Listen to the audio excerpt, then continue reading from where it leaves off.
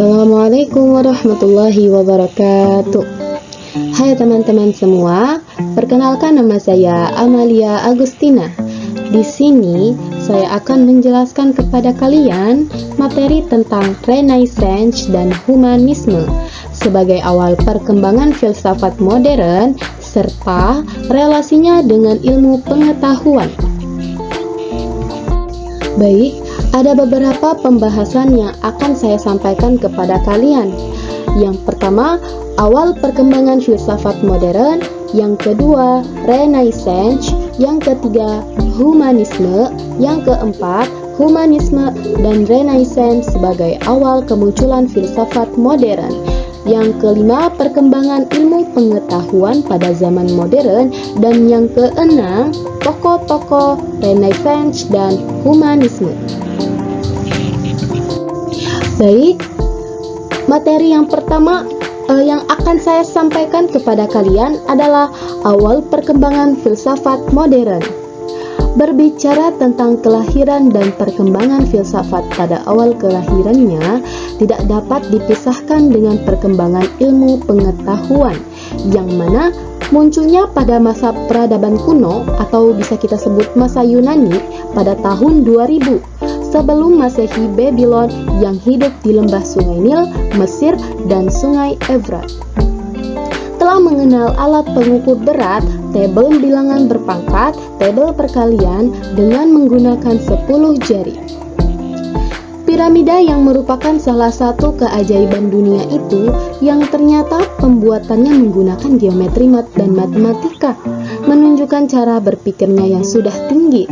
Selain itu, mereka pun sudah dapat mengadakan pengamatan benda-benda langit, baik bintang, bulan, matahari, sehingga dapat meramalkan gerhana bulan maupun gerhana matahari. Abad pertengahan adalah abad ketika alam pikiran dikungkung oleh gereja. Dalam keadaan seperti itu, kebebasan pikiran amat sangat terbatas. Perkembangan sains sulit terjadi, juga perkembangan filsafat. Bahkan dikatakan manusia tidak mampu menemukan dirinya sendiri. Oleh karena itu, orang mulai mencari alternatif. Di dalam perenungan mencari alternatif itu, orang teringat pada suatu zaman ketika peradaban itu bebas, pemikiran tidak dikungkung, sains maju, yaitu zaman dan peradaban Yunani kuno. Baik, selanjutnya Renaissance.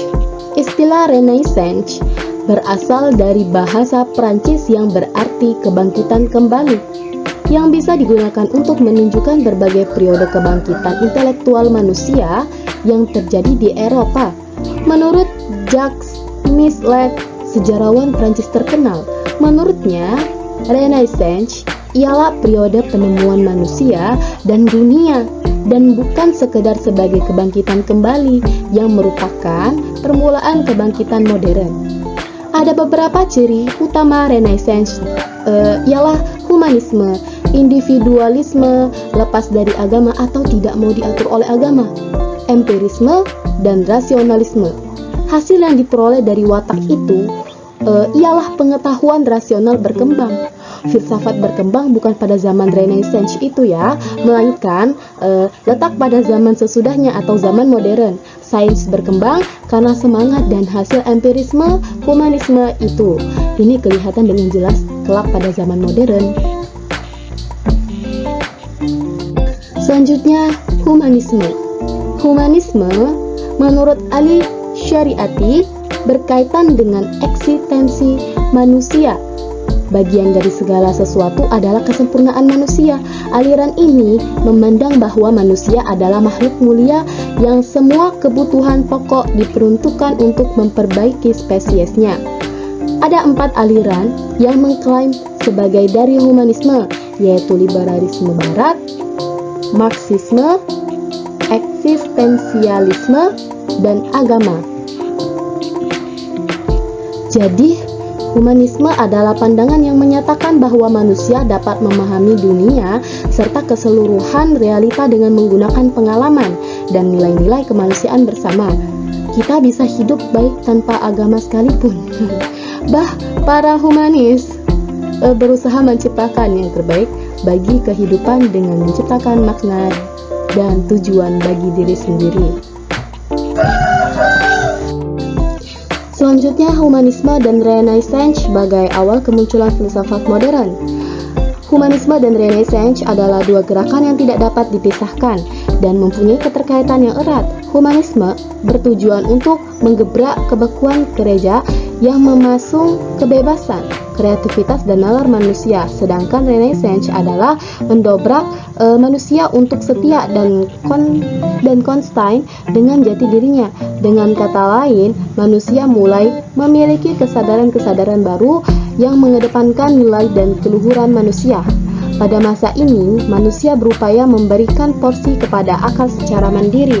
Akal diberi kepercayaan yang lebih besar karena ada keyakinan bahwa akal mampu menerangkan segala persoalan yang diperlukan, termasuk pemecahannya.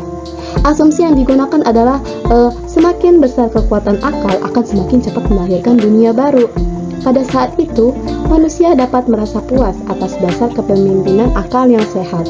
Revolusi besar dalam ilmu pengetahuan baru terjadi pada zaman modern kurang lebih abad ke-17, namun Renaissance dapat dianggap sebagai masa persiapan. Baik, selanjutnya, perkembangan ilmu pengetahuan pada masa modern.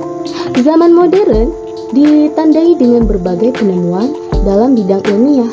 Perkembangan ilmu pengetahuan pada zaman modern sesungguhnya sudah dirintis sejak zaman Renaissance.